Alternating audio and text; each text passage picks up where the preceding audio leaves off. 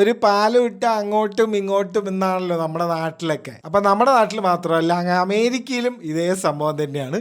പാല് വിട്ട അങ്ങോട്ടും ഇങ്ങോട്ടും ഉണ്ട്. അതിന്റെ ഏറ്റവും വലിയ തെളിവാണ് നമ്മുടെ ഡൊണാൾഡ് ട്രംപും ഇലോൺ മസ്കും ലേറ്റസ്റ്റ് ആയിട്ട് ചെയ്തൊരു കാര്യം. ഡൊണാൾഡ് ട്രംപിനെ എലക്ട് ചെയ്ത് ജയിപ്പിക്കാൻ ഇലോൺ മസ്ക് ചെയ്ത കാര്യങ്ങൾ ചില്ലറയൊന്നുമല്ല.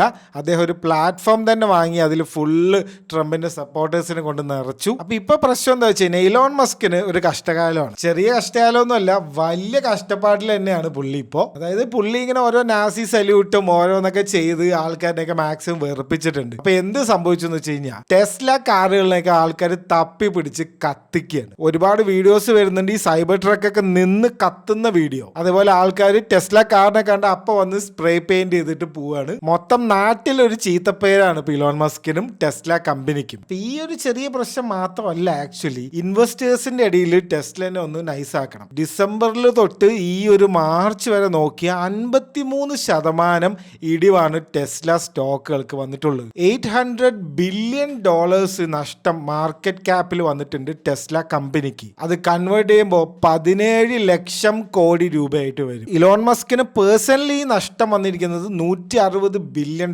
ആണ്. ട്രംപിന്റെ ഓരോ തോന്നിവാസം കൊണ്ട് തന്നെയാണ് സ്റ്റോക്ക് മാർക്കറ്റൊക്കെ ഇടിഞ്ഞത്. അത് വേറെ കാര്യം. ഈ ഓരോ താരിഫും മറ്റേതൊക്കെ അനൗൺസ് ചെയ്തിട്ടാണ് ഇപ്പൊ മൊത്തം ഇടിഞ്ഞിരിക്കുന്നത്. അപ്പൊ ഇപ്പൊ മസ്കിന് എന്ത് വേണം? ഈ ഇൻവെസ്റ്റേഴ്സിന്റെ മുന്നിൽ ഈ ട്രംപിന്റെ ഫുൾ സപ്പോർട്ട് എനിക്കുണ്ട്, ഇതൊക്കെ തിരിച്ചു കൊണ്ടുവരാം എന്നൊന്ന് കാണിച്ചു കൊടുക്കണം. അങ്ങനെ അമേരിക്കൻ പ്രസിഡന്റിനെ ഒരു കാർ സെയിൽസ്മാൻ ആക്കി മാറ്റിയിരിക്കുകയാണ് Elon Musk. Capitalism at its finest ഫോമാണ് നമുക്ക് ഇവിടെ കാണാൻ പറ്റുന്നത്. വൈറ്റ് ഹൗസിന്റെ ലോണിൽ വെച്ചിട്ട് ഒരു പരിപാടി തന്നെ നടത്തി അവര്. ട്രംപ് വന്നിട്ട് ടെസ്ല കാർ കമ്പനിയൊക്കെ അടിക്കുകയാണ്. ഞാനൊരു പുതിയ കാർ മേടിക്കാൻ പോകുന്നു ടെസ്ലന്റെ എന്ന മോഡൽ എസ് എന്നൊക്കെ പറഞ്ഞിട്ടുണ്ട്. അതേപോലെ വേറൊരു കാര്യം കൂടി ചെയ്തിട്ടുണ്ട്.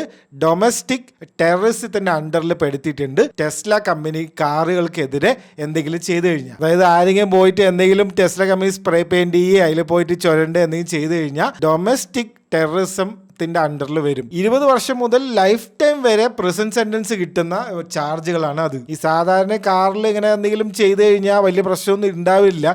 പക്ഷെ ഇങ്ങനെ ഒരു ആക്ടിന്റെ അണ്ടറിൽ കൊണ്ടുവന്നത് കൊണ്ട് വലിയ ശിക്ഷ വരെ കിട്ടാൻ സാധ്യതയുണ്ട്. അങ്ങനെ മസ്ക് ചെലവാക്കിയ പൈസക്ക് ഇപ്പോഴാണ് ഒരു കാര്യം ഉണ്ടായത്. അമേരിക്കൻ പ്രസിഡന്റിനെ കൊണ്ട് തന്നെ മാക്സിമം പണിയെടുപ്പിച്ചിട്ടുണ്ട്.